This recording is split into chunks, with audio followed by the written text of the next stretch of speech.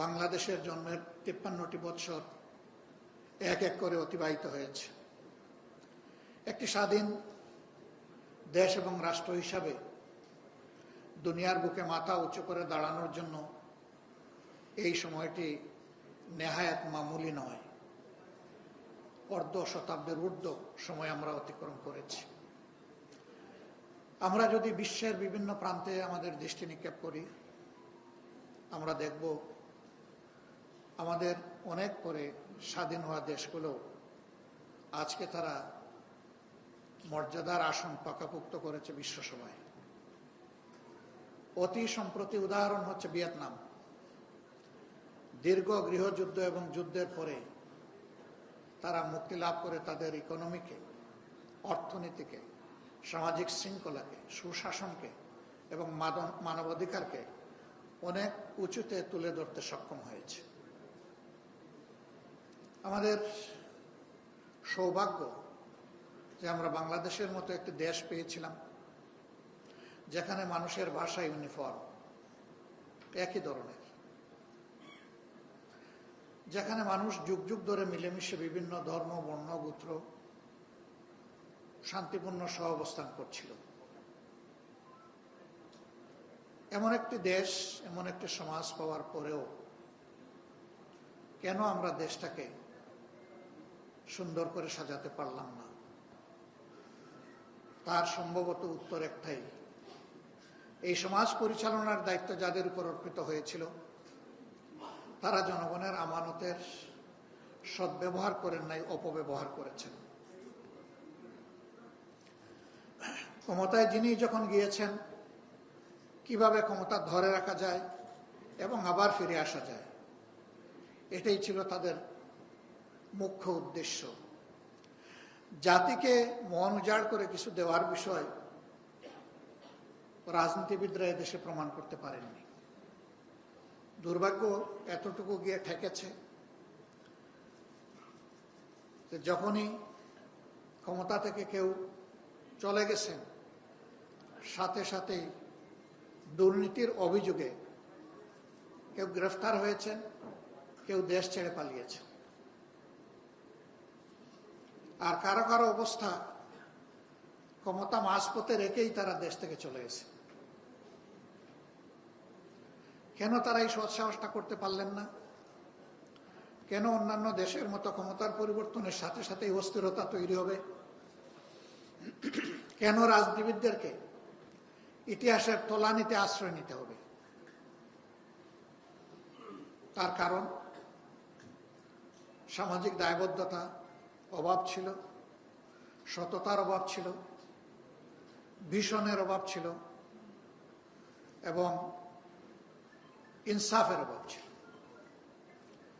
এই মেজর অভাবগুলোর কারণেই সমাজ বিশ্বের বুকে আজও বুক উঁচু করে, মাথা উঁচু করে দাঁড়াতে পারল না। এই ধরনের একটা প্রেক্ষাপটে বাংলাদেশ জামায়াতে ইসলামী 1979 সাল থেকে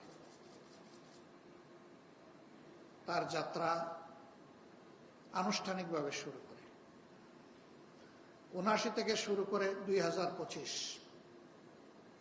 আমাদের এই যাত্রাপথ কখনো আমাদের জন্য মসৃণ ছিল না। দফায় দফায় আমাদের উপরে বিভিন্ন ধরনের অনৈতিক, অন্যায্য বোঝা চাপানো হয়েছে। আমাদের গতি এবং পথকে স্তব্ধ করতে চেষ্টা করা হয়েছে। তার সর্বশেষ আঘাতটি আমাদের উপরে এসেছে বিগত সরকার আমলে 2010 সালের 29শে জুন থেকে শুরু করে 2024 সালের 4 আগস্ট পর্যন্ত। এই দীর্ঘ পথ পরিক্রমায় জামাত ইসলামের শীর্ষ নেতৃবৃন্দকে বিচারিক আদালতে সাজানো মিথ্যা মামলায় কাউকে ফাঁসি দিয়ে দুনিয়া থেকে বিদায় করা হয়েছে, আবার কাউকে জেলের ভিতরে মৃত্যুর দিকে ঠেলে দেওয়া হয়েছে। আমরাই একমাত্র সেই দুঃখ জর্জরিত দল যেই দলের 1 থেকে 11 জন পর্যন্ত ক্রমান্বয়ে সিরিয়ালি 11 জন নেতাকে দুনিয়া থেকে নিষ্ঠুরভাবে বিদায় করে দেওয়া হয়েছে। আমাদের নিবন্ধন কেড়ে নেওয়া হয়েছে, আমাদের প্রতিক্রিয়া কেড়ে নেওয়া হয়েছে। পুরাটা সময় জুড়ে 15.5 বৎসর আমাদেরকে স্বস্তিতে কোথাও বসতে দেওয়া হয়নি। অফিসগুলা কার্যত তালা মেরেই রাখা হয়েছিল। নিজেদের ঘর দুয়ারে আমরা শান্তিতে থাকতে পারিনি। পিতা পুত্র দুপুরের খাবার খেতে বসেছেন, সেখান থেকে তুলে নিয়ে তাদের বিরুদ্ধে রাষ্ট্রদ্রোহী মামলা দেওয়া হয়েছে। এই সব কিছুর বাস্তব সাক্ষী আপনারা। আমাদের অসংখ্য লোককে খুন করার পাশাপাশি বিপুল সংখ্যক সহকর্মীকে গুম করা হয়েছে।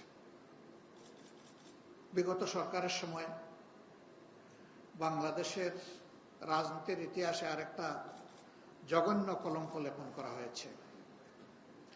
গুম করে আয়নাগর নামের টর্চার সেল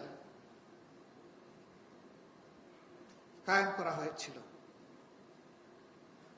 সেখানে বছরের পর বছর আমাদের সহকর্মীদেরকে, অন্যান্য দলের বিশিষ্টজনকে,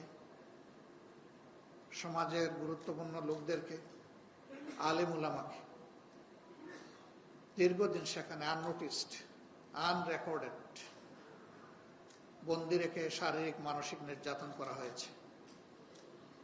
যত লোক এরকম এনফোর্স ডিসঅ্যাপিয়ারেন্সের শিকার হয়েছিলেন তারা সবাই ফিরে আসেননি। তাদের অল্প সংখ্যক কেবলমাত্র ফিরে এসেছেন, বাকিদের কোনো হদিস নেই। কোথায় তারা আছেন, আদৌ কি বেঁচে আছেন, তার কোনো জবাব কারো কাছে নেই। 2013 সাল এবং 2021 সাল এদেশের আলিম উলামার উপরে ক্র্যাকডাউন করা হয়েছিল। হেফাজতের সঙ্গত প্রতিবাদে হেফাজতে ইসলামের সেখানে নারকীয় হত্যাকাণ্ড চালানো হয়েছে। আর নিহত মানুষগুলাকে নিয়ে উপহাস করা হয়েছে নির্মমভাবে। দফায় দফায় আলিম উলামাকে জেলে নেওয়া হয়েছে, অপমান অপদস্থ করা হয়েছে। এদেশের সাংবাদিকরাও রেহাই পাননি। যে সমস্ত সাংবাদিক সরকারের অসৎ ইচ্ছা বাস্তবায়নের সঙ্গে হয়নি, তাদের উপরে অত্যাচারের করগ নেমে এসেছে।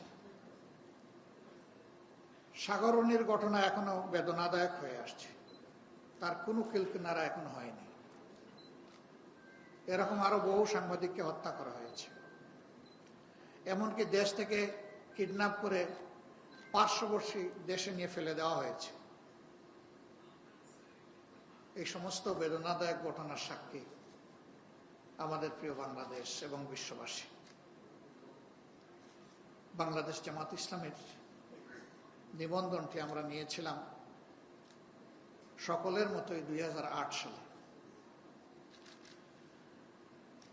যে শর্তে তখন আমাদেরকে নিবন্ধন দেয়া হয়েছিল, সেই শর্তের কোনো বিচ্যুতি জামাত ইসলামে করে নাই। আমাদের অন্যান্যদের মতোই নিবন্ধনের সাথে সাথে আমাদের দলীয় প্রতীকটিও আমাদের জন্য বরাদ্দ হয়েছিল। নিবন্ধন পরবর্তী একটা নির্বাচনে সেই প্রতীক নিয়ে জামাত ইসলামী নির্বাচনও করেছে। কিন্তু 2009 সালে দুর্ভাগ্যজনকভাবে সরকারের ইঙ্গিতে একটি বিশেষ মহল রাজনৈতিক প্রতিহিংসার বশবর্তী হয়ে আমাদের নিবন্ধন বাতিল করার জন্য অন্যায্যভাবে, বেআইনিভাবে আদালতে যায়। আদালতও এখতিয়ার বহির্ভূতভাবে এই মামলাকে আমলে নিয়ে একটা মিসক্যারিয়েজ অফ জাস্টিস উপহার দিয়েছে, ন্যায়ভ্রষ্ট রায় উপহার দিয়েছে।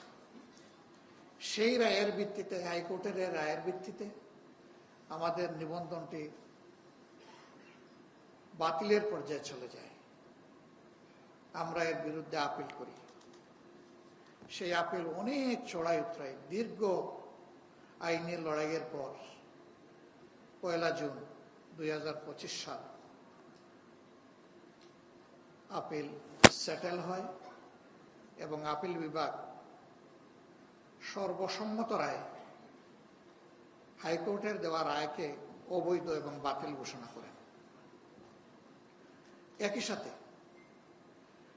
2013 সালে এই রায় প্রকাশ হওয়ার আগে জামাতে ইসলামীর যে অবস্থা ছিল, তার নিবন্ধন, তার প্রতীক, সেই বিষয়টি সমাধান করার জন্য, দ্রুত সমাধান করার জন্য নির্বাচন কমিশনকে তারা নির্দেশ প্রদান করেন। আমরা মহান আল্লাহর শুকরিয়া আদায় করি যে আল্লাহ রাব্বুল আলামিন দীর্ঘদিন পরে হলেও আমাদের হারানো অধিকারটা আমাদেরকে ফেরত দিয়েছেন। এই দীর্ঘ আইনি লড়াইয়ে আমরা রাজনৈতিক বন্ধুদেরকে আমাদের পাশে পেয়েছি সমবেত হিসেবে। মিডিয়াও অনেকেই আমাদেরকে সহযোগিতা করেছেন, আমাদের শুভাকাঙ্ক্ষীরা আমাদের পাশে থেকেছেন। ডিপ্লোম্যাটিক কোরের respectable members, they also assisted us and encouraged us. আমরা এইভাবে সমাজের সংশ্লিষ্ট সকলেই যারা আমাদের এই কষ্টে, শুধু আমাদের এই আইনি লড়াই নয়, আমাদের উপর যত ধরনের জুলুম হয়েছে সেই জুলুমের প্রতিবাদ করেছেন, আমাদের পাশে থেকেছেন, সাহস জুগিয়েছেন, পরামর্শ দিয়েছেন, দোয়া করেছেন। বিশেষ করে আইনি লড়াইয়ে যে সমস্ত আইনজীবীবৃন্দ নেতৃত্ব দিয়েছেন, অংশগ্রহণ করেছেন, তাদের সকলকে বাংলাদেশ জামাত ইসলামীর পক্ষ থেকে গভীর কৃতজ্ঞতা এবং আন্তরিক অভিনন্দন জ্ঞাপন করছি। আমরা আশা করছি অন্যায়ের বিরুদ্ধে সম্মিলিত এই প্রয়াস এবং এই সংস্কৃতি যদি অব্যাহত থাকে, আগামী দিনে বাংলাদেশে ন্যায়ের চর্চা বাড়বে, অন্যায় এবং অসৎ কাজ সংকুচিত হয়ে আসবে।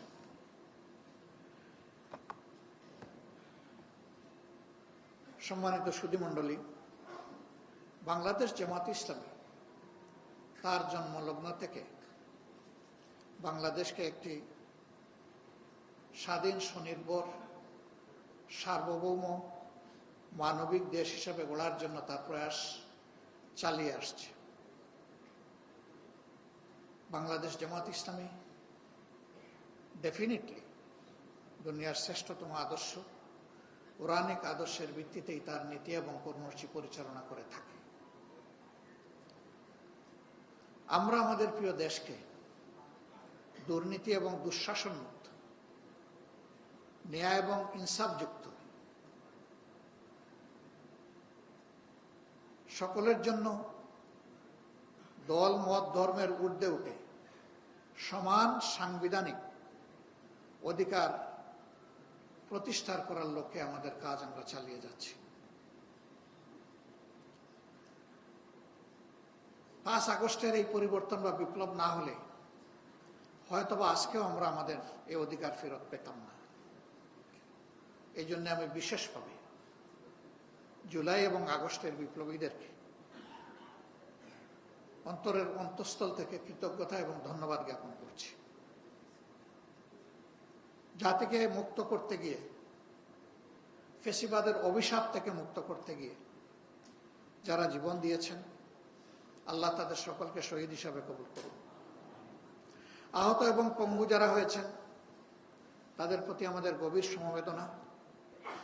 আল্লাহ তাদেরকে ধৈর্য ধরার এবং সুস্থতার নিয়ামত দান করুন। সম্মানিত সুধীমণ্ডলী এবং সাংবাদিকদের মাধ্যমে প্রিয় দেশবাসী, এই যারা জীবন বাজি রেখে একটা পরিবর্তনের জন্য লড়াই করেছিল,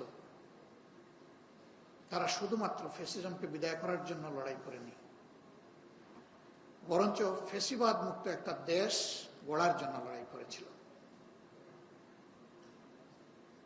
আনফরচুনেটলি ফ্যাসিবাদীরা বিদায় নিয়েছে, কিন্তু ফ্যাসিজম বাংলাদেশ থেকে এখনো বিদায় নেয়নি। তার কালো ছায়া এবং ভূত এখনো জাতির ঘাড়ে রয়ে গিয়েছে। এই জন্য প্রয়োজন হবে একটি অবাধ, সুষ্ঠু এবং গ্রহণযোগ্য নির্বাচন অনুষ্ঠানের, যার মধ্য দিয়ে একটি ন্যায্য সরকার গঠিত হবে, যারা জনগণের কাছে দায়বদ্ধ থাকবে।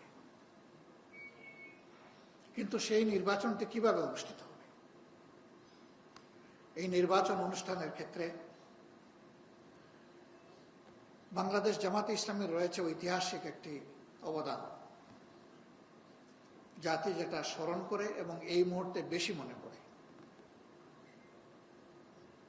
এই জাতি স্বাধীনতার পর যখন জনগণ তাদের ভোটের অধিকার প্রয়োগ করতে পারছিল না, একটা স্লোগান ছিল হুন্ডা গুন্ডা ঠান্ডা। এই পর্যায়ে যখন নির্বাচন চলে গিয়েছিল, তখন বাংলাদেশ জামাত ইসলামীর তৎকালীন আমির, অন্যতম ভাষা সৈনিক, ডাকসুর সাবেক জিএস জনাব অধ্যাপক গোলাম আজম রাহিমাহুল্লাহ, তিনি এই অন্ধকার জগৎকে ফর্সা করার জন্য জাতির সামনে কেয়ারটেকার সরকারের ফর্মুলা তিনি দিয়েছিলেন।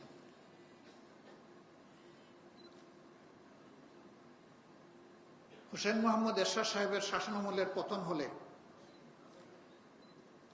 যে নির্বাচনটি অনুষ্ঠিত হয়েছিল, কার্যত তার দেওয়া ফর্মুলার ভিত্তিতেই অনুষ্ঠিত হয়েছিল। এবং বাংলাদেশের ইতিহাসে বলা হয়ে থাকে এইটাই ছিল সবচেয়ে ফেয়ার ইলেকশন। এরপরেও আন্দোলন সংগ্রামের মধ্য দিয়ে এই কেয়ারটেকার সরকার ব্যবস্থা সংবিধানে সংযোজিত হয়েছিল 96 সালের একটা বিশেষ পার্লামেন্টের মাধ্যমে।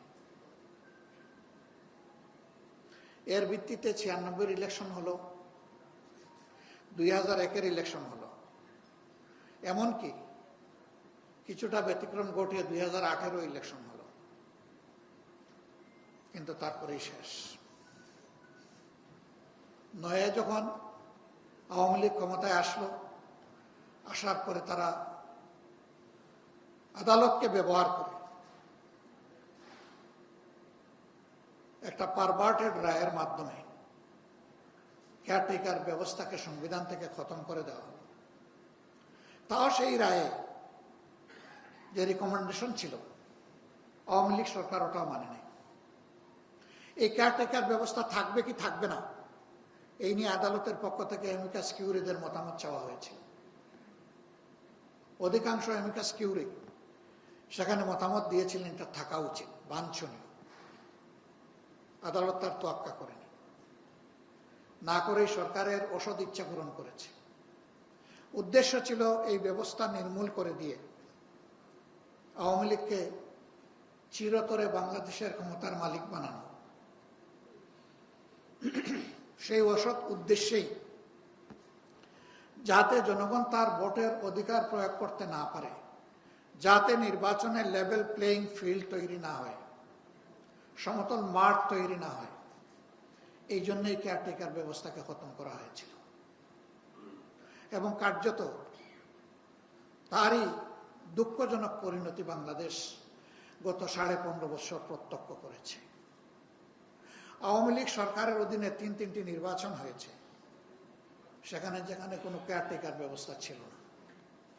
14 সালের নির্বাচনের সবাই আমরা জানি 154 আসনে বিনা প্রতিদ্বন্দ্বিতায় ভোটের দিনের আগেই প্রার্থীরা নির্বাচিত বলে ঘোষিত হয়েছিলেন এবং তারা সকলেই ছিলেন আওয়ামী লীগের। এই আসনগুলোতে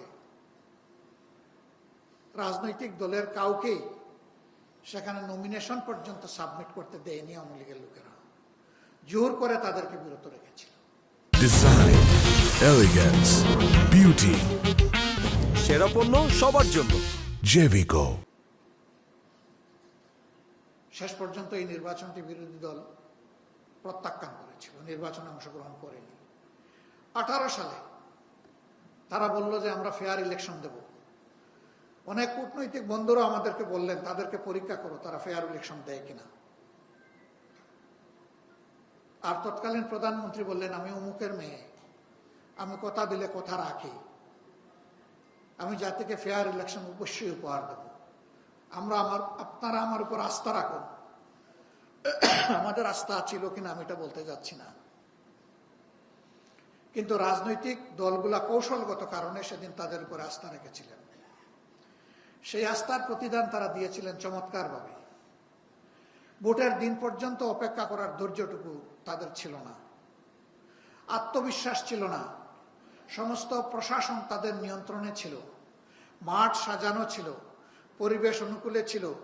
বিরোধী দলের প্রার্থীদেরকে গড় থেকে বের হতে দেওয়া হয়নি। আমাদের দলেরই 12 জন প্রার্থীকে জেলে রাখা হয়েছিল 23 জনের মধ্যে। এরকম বিএনপির বিপুল পরিমাণ প্রার্থীকে জেলে পুরা হয়েছিল, গড় থেকে বের হতে দেওয়া হয়নি। অনেক ভেটেরান রাজনীতিবিদকে এক পা এক কদম চলে জনগণের কাছে যেতে দেওয়া হয়নি। তাতেও কোনো বিশ্বাস ছিল না সেই নির্বাচনে জেতার। এই জন্য ধৈর্য হারিয়ে আগের রাতেই তারা সামাল দিয়ে ফেলেছেন সবকিছু। সেই নির্বাচনকে জাতি এবং ইন্টারন্যাশনাল কমিউনিটি বলেছে এই ইলেকশন অফ মিডনাইট, নিশিরাতের ইলেকশন। সম্মানিত বন্ধুগণ, এরপরে 24 আসলো, আরো ভয়াবহ অবস্থা। কোথাও বিরোধী দলকে দাঁড়াতে বা পা রাখার সুযোগ দেওয়া হলো না, সব রাস্তা রুদ্ধ বন্ধ। এই অবস্থায় যে নির্বাচন হয়েছিল সেখানে এখন আর দল এবং প্রার্থী খুঁজে পাওয়া যায় না। তখন আরেকটা বিচিত্র দৃশ্য রাজনৈতিক প্রেক্ষাপটে ভেসে উঠল। আওয়ামী লীগ নিজের দল এবং সিম্বল দিয়ে একজনকে দাঁড় করাইল, আবার দলের ভিতর থেকে আরেকজনকে ইন্ডিপেন্ডেন্ট বা স্বতন্ত্র প্রার্থী হিসেবে দাঁড় করালো। এই নির্বাচনকে জনগণ বলেছে আমি এবং ডামির নির্বাচন। আমি মানে আওয়ামী লীগ, ডামি মানে তাদেরই লোক। এই নির্বাচন হওয়ার পরে তারা ঘোষণা দিলেন 41 সাল পর্যন্ত বাংলাদেশ থাকবে তাদের দখলে। আমরা তখন জেলে, অনেকদিন ধরেই জেলে ছিলাম। রাজনৈতিক বন্ধুরা কনফিউশনে পড়েছেন কেউ কেউ, এই জাতির বোধহয় আর কোন মুক্তির পথ খোলা নেই, দরজা চিরতরে বন্ধ হয়ে যাচ্ছে কিনা। কিন্তু না, এরকম একটি ফার্সিক্যাল ইলেকশনের পরেই আল্লাহ তাআলা এই জাতিকে মুক্তির রাস্তা দেখাতে শুরু করলেন। আমাদের সন্তান, আমাদের ছেলেমেয়েরা তারা তাদের একটি মামুলি ছোট্ট অধিকারের দাবিতে রাস্তায় নেমেছিল, কিন্তু সেটাকেও নির্মম কায়দায় দমন করতে গিয়ে এইখানে এই সরকারের পচা সাম্যকে পা কেটেছে। তারা ধারণা করেছিলেন অতীতের ন্যায্য সঙ্গত সকল আন্দোলনকে যেভাবে গায়ের জোরে তারা দমিয়ে দিয়েছেন, এবারেরটাও তারা সেইভাবে পারবেন, কিন্তু এটি আর হয়ে ওঠেনি। সন্তানদের মা বাবারা, সঙ্গীরা, শিশুরা যখন রাস্তায় নেমে এসেছে যে মরলে পুরা জাতি একসাথে মরব, এটি হবে আমাদের মরণপণ যুদ্ধ এই অক্টোপাসের পেট থেকে বের হওয়ার জন্য। আলহামদুলিল্লাহ, শেষ পর্যন্ত সরকারের পতন হয়েছে অপমানজনকভাবে, এবং এই প্রথম বাংলাদেশ লক্ষ্য করল একটা সরকারের পতনের পর সরকারের দায়িত্বশীল নেতৃবৃন্দ দেশে থাকার সাহস করতে পারলেন না। এর আগেও আন্দোলনের মুখে অনেক সরকারের পতন হয়েছে, কিন্তু দেশ ছেড়ে এইভাবে কেউ পালাননি। তাদের অপরাধের মাত্রা কি পরিমাণ ছিল এখান থেকে এটা অনুমান করা যায়। জাতি আশ্বস্ত হয়েছিল, যাক জ্বালাইয়া হলেও গেল, তো এখন দেখা যায় না, যায় না তো লেগেই আছে। ওই পা ভাঙ্গা ল্যাংড়া ভূত এখনো মাঝে মাঝে এসে উকিঝুঁকি দেয়, বিভিন্ন কায়দায়, আকারে, ইঙ্গিতে, অপার থেকে উস্কানিমূলক নির্দেশনা আসে। এই সব নিয়ে আমরা জাতি হিসাবে রাজনীতির একটা বাঁক অতিক্রম করছি। আমাদের দেশে লক্ষ লক্ষ যুবক বেকার এবং তাদের অধিকাংশ শিক্ষিত। শিক্ষিত হয়ে কেন বেকার থাকবে? শিক্ষিত লোকগুলা তো 1 মিনিটের জন্য বেকার থাকার কথা না। এর মূল কারণ হলো জাতিকে মূর্খ বানায় রাখার জন্য, জাতিকে চোখের আলো কেড়ে নেওয়ার জন্য যেই রকম শিক্ষা দরকার ছিল 15.5 বৎসরে সেই শিক্ষা, সেই কুশিক্ষাই তারা জাতিকে দিয়েছে। এই জন্য আমাদের যুবকদেরকে এখন বেকারত্বের অভিশাপ বুকে নিয়ে এখান থেকে ওখানে ছোটাছুটি করতে হচ্ছে। বাংলাদেশ জামাত ইসলামী একটি ন্যায় বিচার নির্ভর সমাজ গড়তে চায়, যেই সমাজে দেখা হবে না কোন লোকটি কোন ধর্মের, কোন বর্ণের, কোন রঙের, এটা দেখা হবে না, কোন ভাষার। তিনি বাংলাদেশের নাগরিক, অতএব এটাই তার পরিচয়। তিনি একজন নাগরিক হিসাবে সকল নাগরিকের মতো সংবিধানে দেওয়া তার পূর্ণ অধিকার তিনি ভোগ করবেন। এটা আর আমরা শুনতেই চাই না। দেশের রাজনৈতিক পট পরিবর্তনের সাথে সাথে বিভিন্ন ধর্মের উপাসনালয় প্রোটেকশন দেওয়ার জন্য বিশেষভাবে ব্যবস্থা নিতে হবে। কেন এটা হবে? রাজনীতির দৃশ্যপট পরিবর্তন হবে, এটাই স্বাভাবিক। গণতান্ত্রিক সমাজের এটাই সৌন্দর্য। একবার এক দল শাসন করবে, জনগণ তাদের শাসন বিবেচনায় নেবে, নিয়ে যদি ভালো মনে করে আবার আনবে, যদি ভালো মনে না করে তাহলে তাদেরকে বদলাবে, যাদেরকে ভালো মনে করে তাদেরকে সুযোগ দেবে। যারা বিরোধী দলে যাবে তারা ন্যায্য কাজে সরকারকে সহযোগিতা করবে, সরকার ভুল করলে শুধরাবে, ধরে দিবে। যদি তারা না শুধরায় প্রতিবাদ করবে, প্রতিবাদের ভাষা না বুঝে প্রতিরোধ করবে। এটি হচ্ছে বিরোধী দলের কাজ। কিন্তু আমাদের সংস্কৃতিতে এটা গড়ে ওঠেনি। আমরা পাশ করলে বলি নির্বাচন শতভাগ সুষ্ঠু, আর আমরা ক্ষমতায় না যেতে পারলে আমরা বলি যে এই নির্বাচন দুষ্ট। এটা মানি না। এবং সাথে সাথে এটাও বলি যে একদিনের জন্য শান্তিতে থাকতে দিব না সরকার। এই ইতিহাসও বাংলাদেশে আছে এবং এটি আওয়ামী লীগ করেছে, অন্য কেউ করে নাই। সম্মানিত ভাইরা, এইভাবে ইতিহাসের সিঁড়ি বেয়ে আস্তে আস্তে আমাদের দেশ এগিয়ে চলছে।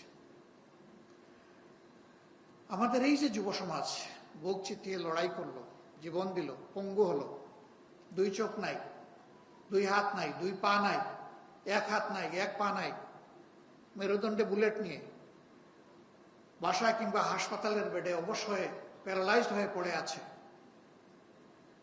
এদের চাহিদাটা কি? খুব বড় নয়।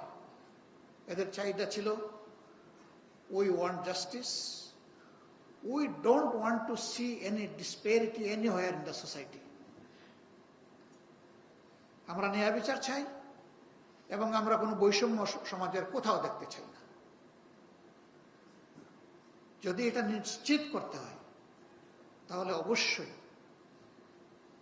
গুরুত্বপূর্ণ সংস্কার সম্পন্ন করে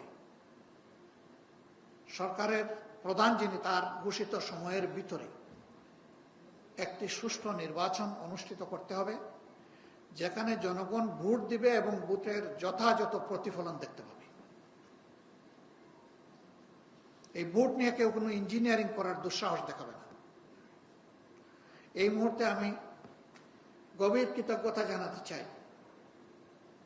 দেশে এই পরিবর্তনে, দেশের ভিতর থেকে আমরা যারা লড়েছি, সমান তালে আমাদের সাথে পৃথিবীর বিভিন্ন প্রান্তে যে সমস্ত বাংলাদেশি ভাই বোনেরা আছেন তারাও লড়াই করেছে। কিন্তু দুর্ভাগ্যজনকভাবে তাদের বেশিরভাগই, তাদের না আছে এনআইডি, না আছে ভোটের তালিকায় না। এই জন্য আমাদের অত্যন্ত বলিষ্ঠ, ন্যায্য, স্বচ্ছ, স্পষ্ট দাবি, বিদেশে অবস্থানরত প্রত্যেকটি বাংলাদেশিকে ভোটের অধিকার তাদেরকে দিতে হবে। এই তালিকাভুক্ত তাদেরকে অবশ্যই করতে হবে এবং এটা খুব দুঃসহ ব্যাপার নয়, দীর্ঘদিনের, এটা কোনো সাধনার প্রশ্নও নেই, এখানে শুধু সদিচ্ছার ব্যাপার। ইসি কথা দিয়েছেন তারা এটা করবেন, কিন্তু আমরা দৃশ্যমান কোনো পদক্ষেপ দেখতে পাচ্ছি না। আমরা উদ্বিগ্ন। যদি 1.10 কোটি প্রবাসী ভোটারদেরকে বাদ দিয়ে, ইগনোর করে বাংলাদেশ আগানোর চেষ্টা করে এই বাংলাদেশ সফল হওয়ার কোনো সম্ভাবনা নেই। কারণ তাদের সংখ্যা যাই হোক, তাদের রক্ত পানি হয়ে ফুটা ফুটা যে ঘাম জোরে, সেই ঘাম থেকে তারা যে বৈদেশিক মুদ্রা অর্জন করেন, তাদের পাঠানো বৈদেশিক মুদ্রায় বাংলাদেশের অর্থনীতির চাকা চলছে। মুখে বলবো রিমিটেন্স যোদ্ধা, আর সেই যোদ্ধাকে দিব না তার অধিকার, এটি তাদের সাথে এক ধরনের নির্মম উপহাস। আমরা এটার পরিসমাপ্তি দেখতে চাই। আমরা দেখতে চাই তাদের ভোটের অধিকার নিশ্চিত করা হয়েছে এবং যোদ্ধা হিসেবে আরো যা তাদের পাওনা সেটাও তাদেরকে দেওয়া হয়েছে। তাহলে বাংলাদেশের অর্থনীতি আরো নতুন একটা ডাইমেনশনে গতিতে চলে যাবে ইনশাআল্লাহ। কিন্তু যদি তাদেরকে উপেক্ষা, অগ্রাহ্য, অপমান করা হয়, তাহলে তার করুণ পরিণতির জন্য আমাদেরকে অপেক্ষা করতে হবে। আমরা এটা চাই না। তাদের প্রতি কৃতজ্ঞতা জানানোর পাশাপাশি তাদের এই ন্যায্য অধিকারের পক্ষে আমাদের অবস্থান সুদৃঢ়, স্পষ্ট, লাউড অ্যান্ড ক্লিয়ার। আমরা এখানে কোনো কম্প্রোমাইজের পক্ষে নেই। এটা করতেই হবে এবং ইসি যেন দ্রুত কার্যকর পদক্ষেপ নেয় সেটা আমরা আশা করি। সম্মানিত বন্ধুগণ, বাংলাদেশকে নিয়ে মোটা দাগে বাংলাদেশ জামাতে ইসলামী যে চিন্তা করে সেটা আপনারা রিফ্লেকশন দেখছেন এখানে ডিসপ্লে বোর্ডগুলোতে। আমি নতুন করে এটা বলে আর আপনাদের সময়ের অপচয় করতে চাচ্ছি না। তবে আমাদের একটা বিষয় অবস্থান একেবারেই স্পষ্ট সবগুলার মতো। এটি হচ্ছে বাংলাদেশের রাজনীতি, সমাজ, সংস্কৃতি, আমাদের সার্বভৌমত্বের উপর আমরা কোনো ধরনের আধিপত্য কারো মেনে নেব না। এই ব্যাপারে আমাদের অবস্থান একেবারেই জিরো টলারেন্স। অবশ্যই বিশ্বসভার বাংলাদেশ একটি সদস্য রাষ্ট্র। আমরা সকল সদস্য রাষ্ট্রের সাথে বন্ধুত্বপূর্ণ সম্পর্ক বজায় রাখার পক্ষে। আমরা সবাইকে সম্মান জানাতে চাই, তাদের ন্যায্য পাওনা আমাদের কাছে যা আছে তাও দিতে চাই, কিন্তু বিনিময়ে আমরাও সম্মান চাই। তারাও যেন আমাদের প্রতি সম্মান প্রদর্শন করে, আমাদেরও যা ডিউ, যা পাওনা সেটা যেন তারা আদায় করে। সে দেশ যেটাই হোক, বিশেষভাবে আমরা আমাদের প্রতিবেশীদের সাথে সৎ সম্পর্ক রক্ষা করে চলার পক্ষে। আমরা আশা করব স্বাধীন বাংলাদেশের জনগণের এই অ্যাসপিরেশনকে তারা রেসপেক্ট করবেন সবাইকে। সম্মানিত বন্ধুগণ, বাংলাদেশ জামাতে ইসলাম ইনশাআল্লাহ আমরা আশা করছি হাইকোর্টের রায়ের মাধ্যমে অতি দ্রুতই অফিসিয়ালি আমরা আমাদের নিবন্ধন ফিরে পাব এবং সেই সাথে আমাদের প্রতীকও ইনশাআল্লাহ আমরা ফিরে পাব। দুর্ভাগ্যজনক, হাইকোর্টের রায় দিয়ে আমাদের নিবন্ধন বাতিল করা হয়েছে, আর বুশ সভার বক্তব্য দিয়ে আমাদের প্রতীক খেয়ে ফেলা হয়েছে। ওই বুশ সভায় যারা অংশগ্রহণ করেছিলেন আমাদের প্রতীকটা তারা হজম করে ফেলেছে, যেটা ছিল বেআইনি, এখতিয়ার বহির্ভূত। আর তখনকার নির্বাচন কমিশন নিজেদের দায়িত্বের কথা ভুলে গিয়ে একটা অন্যায্য পরামর্শকে তারা কার্যকর করে আমাদেরকে বঞ্চিত করেছেন। বর্তমান নির্বাচন কমিশনের কাছে আমাদের প্রত্যাশা তারা যেন তাদের চেয়ারের মর্যাদা রক্ষা করেন। আমরা কারো কাছে কোনো ফেভারিজম চাই না, কিন্তু কারো প্রতি কোনো ডিসফেভারিজম আমরা দেখতে চাই না। তারা যে জায়গাটায় বসেছেন এটা আমানতের জায়গা, সম্মানের জায়গা, বিশ্বস্ততার জায়গা এবং জাতিকে একটা ভালো নির্বাচন উপহার দেওয়ার জায়গা। আমরা আশা করব তারা তাদের সম্মান নিজেরা রক্ষা করবেন। তারা যদি তাদের সম্মান রক্ষা করে চলেন, বাংলাদেশ জামাতে ইসলামী তার সঙ্গত অবস্থান থেকে সকল প্রকার সহযোগিতা তাদেরকে দেবে। কিন্তু যদি এখানে কোনো ব্যতিক্রম আমরা লক্ষ্য করি, তাহলে অবশ্যই সে দায়িত্ব আমরা পালন করব, আমরা চুপ থাকবো না। তবে আমরা আশা করতে চাই যে তারা সঙ্গত দায়িত্বটাই পালন করবেন। আগামীর বাংলাদেশ সত্যিকার অর্থে একটি গণতান্ত্রিক, মানবিক, দুঃশাসন এবং দুর্নীতিমুক্ত বাংলাদেশ হোক, সেটা আমরা দোয়া করি। যুব সমাজের প্রতি আমাদের কমিটমেন্ট, আমরা তোমাদেরকে এই দেশ গড়ার কারিগর হিসাবে দেখতে চাই এবং কারিগর হিসাবে তোমাদেরকে গড়ে তোলার জন্য আমরা আমাদের দায়িত্ব পালন করতে চাই। প্রিয় দেশবাসী, এবং আজকের এই সুধীজন, আরেকবার আমাদের সঙ্গে থাকার জন্য আপনাদেরকে আমরা কৃতজ্ঞতা এবং ধন্যবাদ জ্ঞাপন করছি। একটি ন্যায্য, গণতান্ত্রিক, আদর্শিক মূল্যবোধে উজ্জীবিত একটি দেশ গড়ার চলমান অভিযাত্রায়, সংগ্রামে আমরা আবারও আপনাদের সার্বিক সহযোগিতা প্রত্যাশা করছি। ইনশাআল্লাহ আপনারা পাশে থাকবেন, সাথে থাকবেন, পরামর্শ দিবেন, দোয়া করবেন, আমাদের ভুল হলে সমালোচনা করবেন, ভুল ধরিয়ে দিবেন। আমরা ঋণী থাকব। বাংলাদেশ জামাত ইসলামী উপকৃত হবে, তার চেয়ে বড় কথা দেশ উপকৃত হবে। আল্লাহ প্রিয় বাংলাদেশকে হেফাজত করুন। প্রত্যাশার একটা বাংলাদেশ গঠনে এই জাতিকে আল্লাহ সাহায্য করুন। আগামীতে আর যাতে কোনো ফেসিবাদের কবলে এই দেশ না পড়ে, তার থেকে আল্লাহ তাআলা এই জাতিকে রক্ষা করুন। ধন্যবাদ সবাইকে। আসসালামু আলাইকুম রহমতুল্লাহ। Thanks to all our respected guests, those who came from the diplomatic corps. Assalamu alaikum.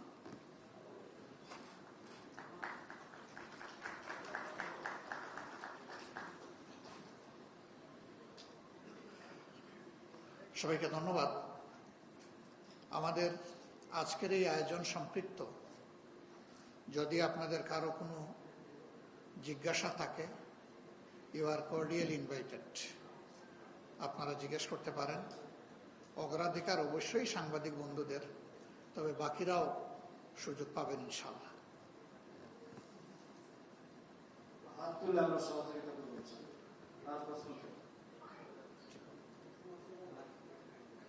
আছে আছে, প্রশ্ন আছে। জি, আপনি প্রশ্ন করুন।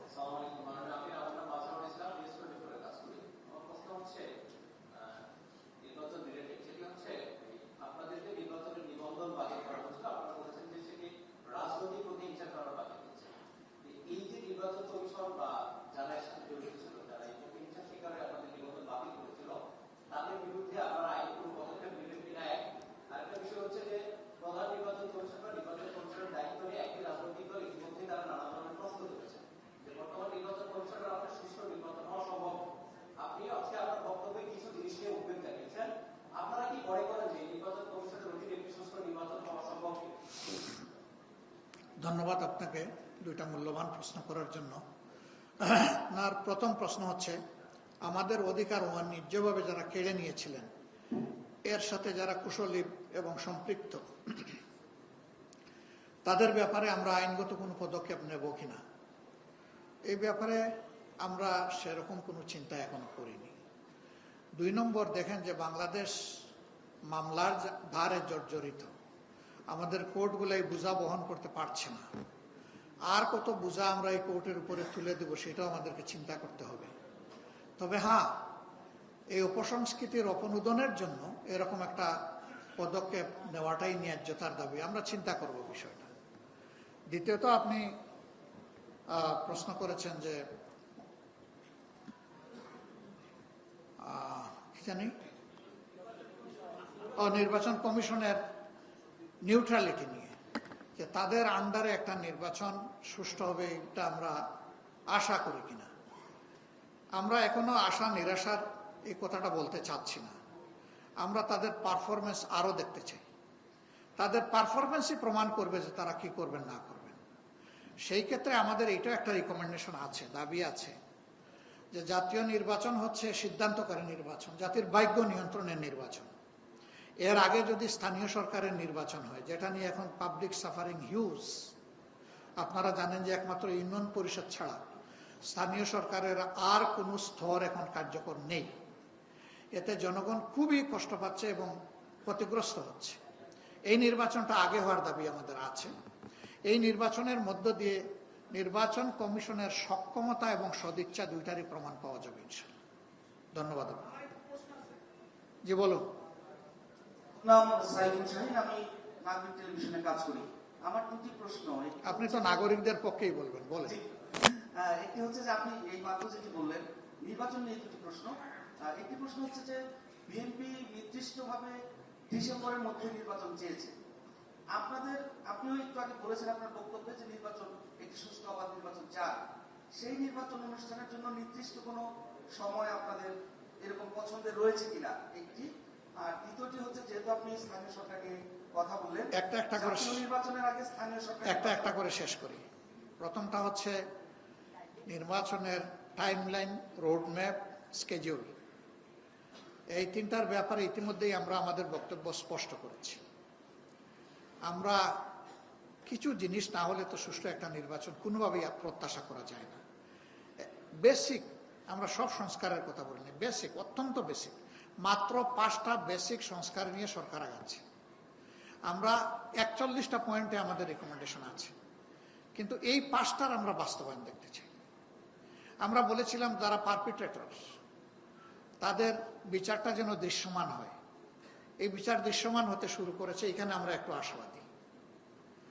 জুলাই সনদের একটা ব্যাপার অপেক্ষমান, চার্টারের একটা ব্যাপার, চার্টারের পাশাপাশি আর একটা কি বলে একটা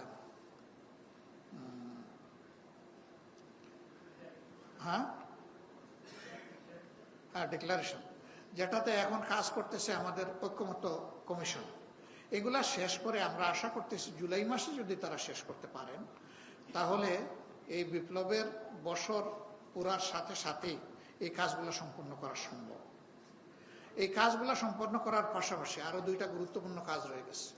অবশ্যই সুষ্ঠু নির্বাচনের জন্য সুষ্ঠু ভোটার তালিকা রাখবে, বায়োগ ভোট ছেটে ফেলতে হবে, ন্যায্য ভোট এখানে সংযুক্ত করতে হবে, এবং প্রবাসীদের ব্যাপারটা আমি আবার বলবো, আমরা এই ব্যাপারে একেবারেই ছাড় দিতে নারাজ। তাদের কন্ট্রিবিউশনকে সম্মান করার জন্য, তাদের নাগরিকত্বকে সম্মান করার জন্য। তো এই বিষয়গুলো সারতে গিয়ে আমরা মনে করি যে প্রধান উপদেষ্টা যে টাইমলাইনটা ফ্লেক্সিবল টাইমলাইন বলেছেন, ডিসেম্বর টু জুন, ডিসেম্বর 25 থেকে জুন 26, এর ভিতরে তিনি নির্বাচন দেওয়ার পক্ষে। আমরা আমাদের মতটা ইতিমধ্যে ব্যক্ত করেছি যে এইটা ফেব্রুয়ারির মধ্যভাগে হতে পারে, রোজার আগে আগে। কোনো কারণে যদি এই সমস্ত শর্ত পূরণ করতে গিয়ে না হয়, তাইলে কোনো অবস্থায় এপ্রিল পার না হওয়াটা ভালো হবে। কারণ মে মাস থেকে আমাদের দেশের আবহাওয়া কিন্তু ক্রমাগত খারাপের দিকে যায়। এটা নির্বাচনের জন্য উপযুক্ত কোনো সিজন হবে না। আমরা এইভাবেই আমাদের মতামতটা ব্যক্ত করেছি, কিন্তু আমরা বেঁধে দেওয়ার অধিকার রাখি না। আমরা যদি নির্দিষ্ট করে বলে দেই, তাহলে তো এটা সিদ্ধান্তের পর্যায়ে চলে যায়। সিদ্ধান্ত নেবে সরকার, আমরা তো সিদ্ধান্ত নেব না। আমরা আমাদের মতামত জানাতে পারি, আমাদের দাবি জানাতে পারি, আমরা সেটি জানিয়েছি। থ্যাংক ইউ আপনাকে। দ্বিতীয় প্রশ্নটা ছিল যে জাতীয় নির্বাচনের আগে স্থানীয় সরকার নির্বাচন আপনারা চান কিনা?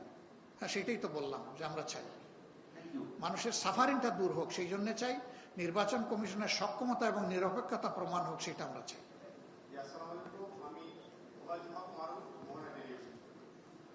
আমি জানতে চাচ্ছি যে সম্প্রতি জামাতের শীর্ষ নেতাদের আজহারের খালাস হয়েছে, একই সঙ্গে আমরা দেখেছি যে জামাতের শীর্ষ নেতৃবৃন্দকে ফাঁসির রায় কার্যকর করার জন্য বিভিন্ন মেয়াদে সাজা দেওয়া হয়েছে। সেই ব্যাপারে সেটা আইন সিদ্ধ ছিল কিনা, এবং সম্প্রতি আদালত যেভাবে বলেছে যে সেটা একটি বিচারিক হত্যাকাণ্ড, জামাত ইসলামী আগামী দিনগুলোতে বিচার বিভাগের কাছে এই বিষয়টি নিয়ে ভিন্নভাবে কিছু প্রত্যাশা করে কিনা, এবং তারা বিষয়টি কিভাবে দেখছে এবং সামনের দিকে কি পরিকল্পনা আছে? ধন্যবাদ আপনাকে। খুবই গুরুত্বপূর্ণ একটা প্রশ্ন। দেখেন, আমাদের আদালত বলেছে এটা মিসক্যারেজ অফ জাস্টিস। আর ব্রিটেনের আদালত একই মামলায়, সেখানে একটা মামলা কন্টেস্ট করেছিলেন চৌধুরী মঈনুদ্দিন। সেই মামলায় তাদের উচ্চ আদালত রায় দিয়েছে it's a genocide to the justice. এটা হলো বিচারের গণহত্যা। মামলা করলেন একটা, তারা বলল গণহত্যা। এটা কেন বললো? কারণ মামলা মাত্র একটা ছিল না, অনেকগুলা ছিল। এই জন্য সবগুলাকেই তারা কগনিজেন্সে নিয়ে বলেছে এটা বিচারের গণহত্যা, বিচার গণহত্যা করা হয়েছে। তা আমরা এই বিষয়টাকে অবশ্যই গুরুত্বের সাথে নিয়েছি এবং আমরা এর প্রতিকারের জন্য ইতিবাচকভাবে আগানোর আশা রাখি, প্রস্তুতি আমাদের চলছে। আপনারা দোয়া করবেন। তবে একটা কথা ভেরি ভেরি ক্লিয়ার করতে চাই, আমরা চাই না বিচার বিভাগকে ব্যবহার করে আমাদের উপর যে অবিচার করা হয়েছে সেইটা আমরা যে বিচার চাইব সেখানে কারো উপর অবিচার করা হোক, এটা আমরা চাই না। আমরা চাই ওরা যেন ন্যায় বিচারটা পায় এবং আমরা বিশ্বাস করি তারা ন্যায় বিচার পাইলে তারা তাদের উপযুক্ত শাস্তি পেয়ে যাবে ইনশাআল্লাহ। এই জীবনগুলো আর ফেরত আসবে না, কিন্তু দুনিয়াবাসীর সামনে এটা পরিষ্কার হয়ে গিয়েছে রায়ের মাধ্যমে যে তাদেরকে কিভাবে খুন করা হয়েছে। আর কারণ এই মনে হচ্ছে আমি মোহাম্মদ আলী হাজারি বলছি, টিভিতে কাজ করি।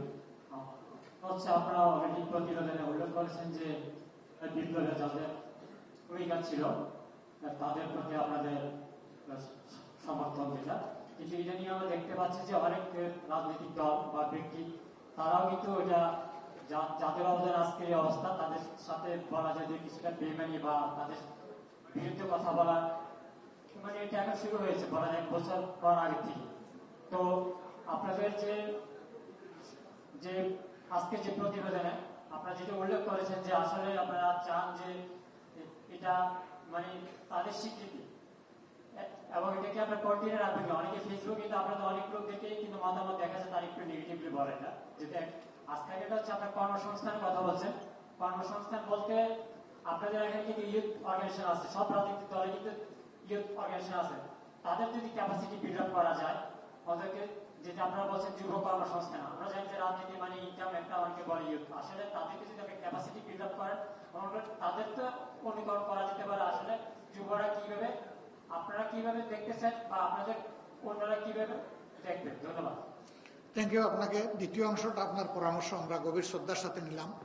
প্রথম অংশটা আপনার জানার যে জুলাই আন্দোলনে যারা সম্পৃক্ত ছিলেন, ভূমিকা রেখেছেন, আজকে কেউ কেউ তাদেরকে ডিজোন করতে শুরু করেছেন এবং তারা তাদেরকে ওন করেন না। আমাদের অবস্থান একেবারেই বিপরীত। আমরা এই আন্দোলনের পরে আপনারা লক্ষ্য করবেন আজ পর্যন্ত এই আন্দোলনের মামুলি কোনো ক্রেডিট আমরা দাবি করিনি, বরঞ্চ আমরা এই আন্দোলনের ক্রেডিট দিচ্ছি বাংলাদেশের জনগণকে, নেতৃত্বের ক্রেডিট আমরা দিচ্ছি যুব সমাজকে।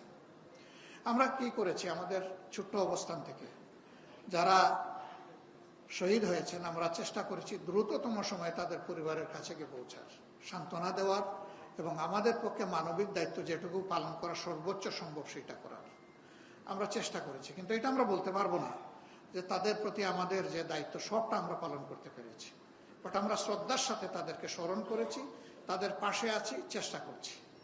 বেশ কয়েকটি শহীদ পরিবারের দায়িত্ব সাংগঠনিকভাবে জামাত ইসলামী নিয়েছে এবং এটা পালন করে চলছে। আপনারা দোয়া করবেন এই কাজগুলো যেন আমরা পারি। আমরা শহীদদেরকে স্মরণে রাখার জন্য, ইতিহাসের অংশ হিসাবে ধরে রাখার জন্য ইতিমধ্যে শহীদদের প্রোফাইল সংগ্রহ করে সেই ব্যাপারে আমরা ইতিহাসের অংশ হিসাবে স্মরণিকা তৈরি করেছি। 10 ভলিউম আপনাদের হাতে গিয়েছে, আরো 2টো ভলিউম রেডি হয়েছে এবং আরো যেগুলা যখনই আমরা পাবো সেগুলোর অপেক্ষায় আছে। 3টা ভাষায় আপাতত এটা আমাদের ওয়েবসাইটে পাওয়া যাবে অল্প কিছুদিনের মধ্যেই, যাতে যেখান থেকে যে ইচ্ছা করে সেটা যেন দেখতে পারে। আমরা এই সমস্ত প্রোফাইল তৈরির ক্ষেত্রে শতভাগ যাচাই বাছাই করে সতর্কতার সাথে আমরা এগিয়েছি যাতে কোনো ভুল ভ্রান্তি না হয়। তারপরে আমরা এটা দাবি করতে পারবো না যে আমাদের কোনো ভুল নেই, কারণ এটা মানুষের রচিত বা তৈরি। ওরকম কোনো ভুল কারো কাছে ধরা পড়লে আপনারা সাহায্য করবেন।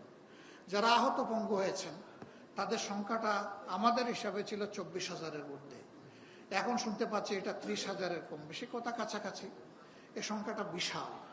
আমরা তাদের সকলের কাছে পৌঁছতে পারিনি, তবে তাদের বৃহৎ অংশের কাছে আমরা পৌঁছার চেষ্টা করেছি এবং তাদের পাশেও আমরা আমাদের অবস্থান থেকে যতটুকু সম্ভব আমরা দাঁড়ানোর চেষ্টা করেছি।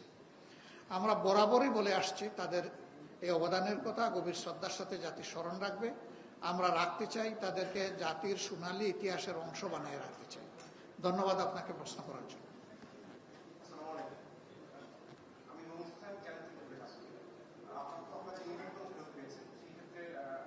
আমাদের যে গতি সেটা নিয়ে সমগ্র সরাসরি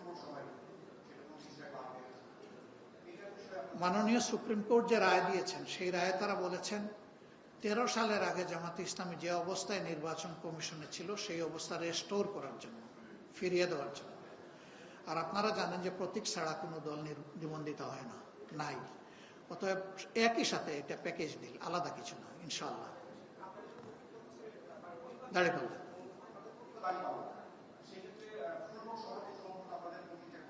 এরকম আরো বহু প্রতীক বাংলাদেশে আছে যেটা রাষ্ট্রীয় অনেক গুরুত্বপূর্ণ জায়গার প্রতীক। এই কারণে বাংলাদেশ জামাতে ইসলামের দাড়িপাল্লা যেতে পারে না, এবং যখন দাড়িপাল্লা প্রতীক সহ আমাদেরকে নিবন্ধন দেওয়া হয় তখনও আদালতের প্রতীক ছিল দাড়িপাল্লা।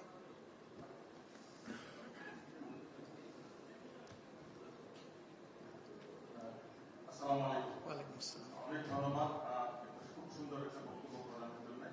আমি ব্রিগেডিয়ার হাসান নাসির এবং কর্নেল হাসিন বরখাস্ত। আমরা we represent Nexus Defense and Justice, a think tank and activist organization who suffered for last 16 years and got out of the July revolution. This organization was born. Our প্রশ্ন হচ্ছে in the light of Bangladesh 2.0, সশস্ত্র বাহিনীর সংস্কার এবং national security doctrine যে আমাদের থাকা প্রয়োজন, কম্প্রিহেন্সিভ জাতীয় নিরাপত্তা নীতিমালা, এই ব্যাপারে আপনার দলের অবস্থান। Thank you. একটা কথা রাজনীতি চালু আছে যে সংস্কার একটা চলমান প্রক্রিয়া। সবাই এটা বলে কিন্তু চালায় না, এটা অচলমান। ইনফ্যাক্ট এটা চলে না, কিন্তু আমরা বলি যে এটা একটা চলমান প্রক্রিয়া। শুধু সেনাবাহিনী কেন, রাষ্ট্রের বহু জায়গায় তো সংস্কার আনা দরকার। প্রথম সংস্কারটা আনতে হবে নিজ নিজ দলের ভিতরে, রাজনৈতিক দল যারা আছে দলের ভিতরে যদি সুস্থ রাজনীতির পরিবেশ গড়ে তোলা যায় তাহলে দেশের ভিতরেও সুস্থ রাজনৈতিক পরিবেশ গড়ে তোলা যাবে। এখানে যার যেটা করণীয় আছে সেটা করা উচিত। তারপরে শুধু সেনাবাহিনীর ব্যাপার নেই, যেখানে যে প্রয়োজনীয় সংস্কার সেগুলা করা উচিত আমরা মনে করি। এবং এই সংস্কার যদি অর্থবহভাবে করা না হয় তাহলে একটা অর্থবহ সাস্টেইনেবল কান্ট্রি গড়ে তোলা আমাদের পক্ষে সম্ভব না, এবং সাস্টেইনেবল ডেমোক্রেসিও গড়ে তোলা আমাদের পক্ষে সম্ভব না। অতএব আমরা ন্যায্য সেই সকল সংস্কারের পক্ষেই আছি। ধন্যবাদ আপনাকে।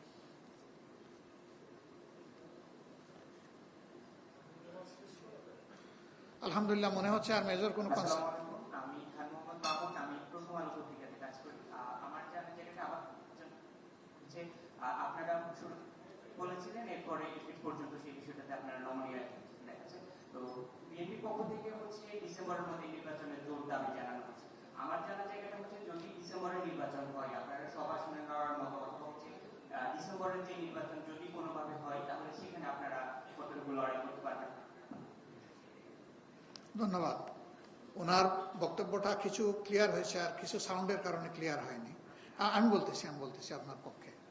উনি জানতে চেয়েছেন যে আমরা ফেব্রুয়ারি টু এপ্রিল একটা ফ্লেক্সিবল টাইম আমরা মেনশন করেছি। প্রথমে ফেব্রুয়ারি বলেছিলাম, পরে এপ্রিল পর্যন্ত আমরা এটাকে ফ্লেক্সিবল করেছি। আর অন্যদিকে বিএনপি তারা ডিসেম্বরকে স্ট্রিক্ট করছে। এখন যদি ডিসেম্বরে ইলেকশন হয় তাহলে সেখানে আমাদের ভূমিকা কি হবে?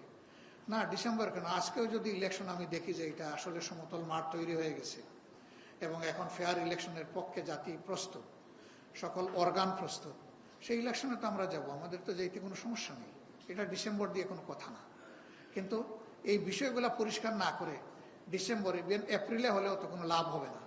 এই জন্য এই বিষয়গুলো পরিষ্কার হওয়া হচ্ছে বড় জিনিস, বড় চ্যালেঞ্জ। আমি একটা প্রশ্ন করি। আমার নাম তানভীর মোহাম্মদ দীপু।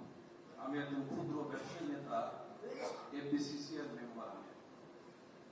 তো আমার প্রশ্নটা হলো অ্যাসপায়ার বাংলাদেশ, ইন্সপায়ার বাংলাদেশ, বাংলাদেশে তো বলতে যে যাই বলুন, বাংলাদেশকে তো আগাই নিতে হবে।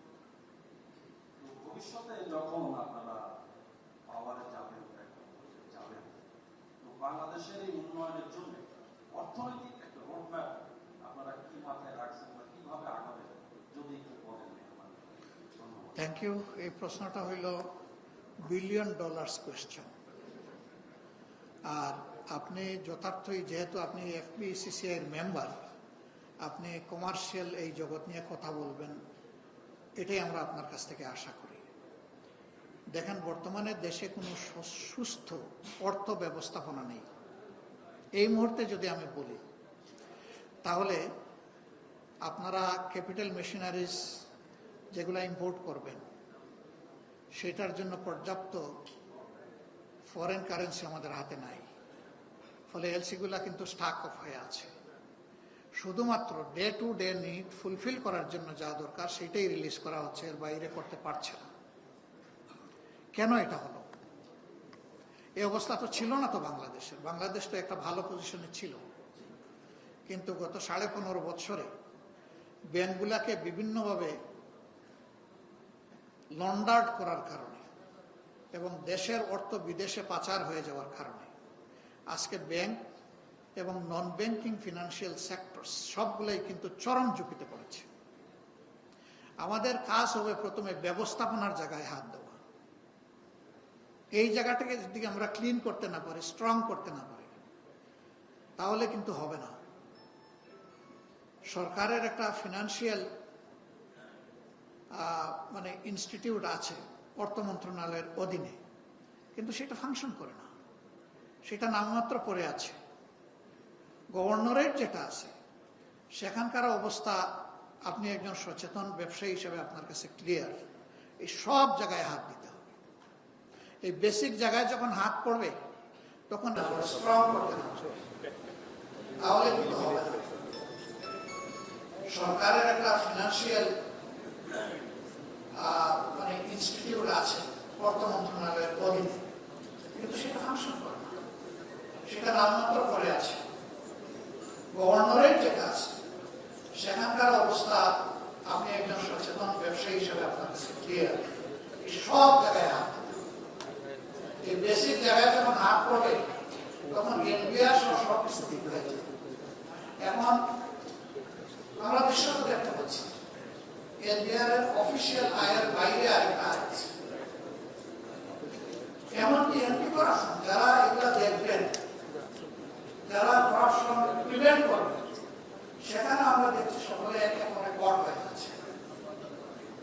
এই জায়গাগুলো আমরা প্রথমে হাত, করাপশনের জায়গায় যদি আমরা হাত না দিতে পারি এবং ব্যবস্থাপনা যদি আমরা আপডেট না করতে পারি, তাহলে জোড়াতালির একটা ইকোনমি দিয়ে বাংলাদেশ সামনে করবে। এটাকে সামনে রেখে ইনশাল্লাহ আমরা আমাদের বেশি সাথে করব। তবে এটা ঠিক যে 3টা ইন্ডাস্ট্রির মধ্যে সবচেয়ে গুরুত্বপূর্ণ ইন্ডাস্ট্রি হচ্ছে হিউম্যান ইন্ডাস্ট্রি।